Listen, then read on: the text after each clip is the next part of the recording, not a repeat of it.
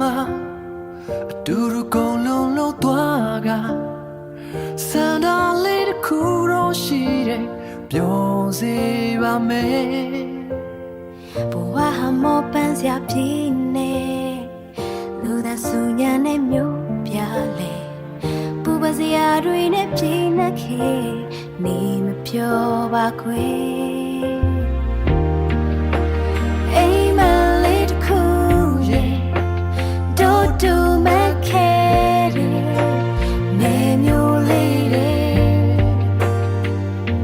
ချေတွေငေးရင်နဲ့ကွယ်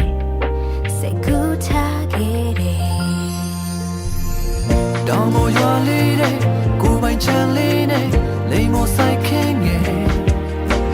ချင်ရတဲ့မင်းနဲ့ခွေးလေးလည်းမွေးမယ်အေးချမ်းတဲ့ဘဝ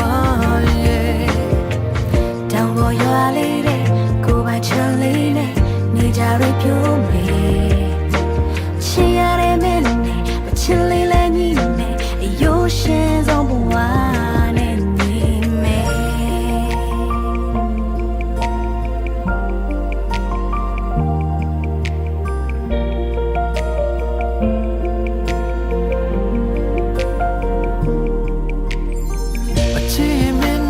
ရှိရောအရာရာလုံခြုံလို့ပြေဆုံးစံဖြူကအိုးမင်းသွားခဲ့တဲ့တိုင်ကျင်နာပါမယ်အိမ်မလေးတစ်ခုရဲ့နေရောက်တူမခဲတဲ့နေမျိုးလေးတဲ့ချေတွေငေးရင်နဲ့ကွယ်စိတ်ကူးလေးရှိတယ်တောင်ပေါ်ရွာလေးတဲ့ကိုပိုင်ချမ်းလေးနဲ့လိမ်မောဆိုင်ခင်းငယ်ချင်ရတဲ့မင်းနဲ့ခွေးလေးလည်းမွေးမယ်အေးချမ်းတဲ့ဘဝရဲ့တောင်ပေါ်ရွာလေးတဲ့ကိုပိုင်ချမ်းလေးနဲ့နေကြရပြိုးမယ်ချင်ရတဲ့မင်းနဲ့မချင်လေးလည်းညီမယ်အယိုးရှင်ဆုံးဘဝနဲ့နေ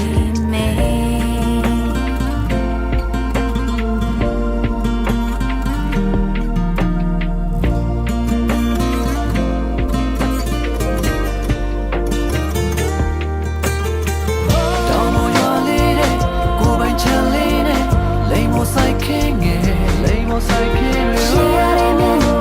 ခွေးလေးလည်းမွေးမယ်အေးချမ်းတဲ့ဘဝတောင်ပေါ်ရွာလေးတဲ့ကိုပိုင်ချမ်းလေးနဲ့နေကြရပြိုးမယ်ရှိရတဲ့မင်းနဲ့အချစ်လေးလည်းညီမယ်အယိုးရှင်ဆုံးဘဝနဲ့နေမယ်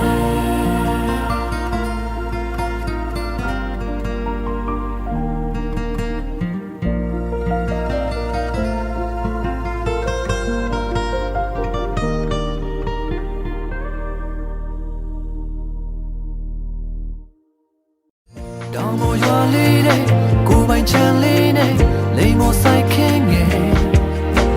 ချင်ရတဲ့မင်းနဲ့ခွေးလေးလည်းမွေးမယ်အေးချမ်းတဲ့ဘဝရဲ့တောင်ပေါ်ရွာလေးတဲ့ကိုပိုင်ချမ်းလေးနဲ့နေကြရပြိုးမယ်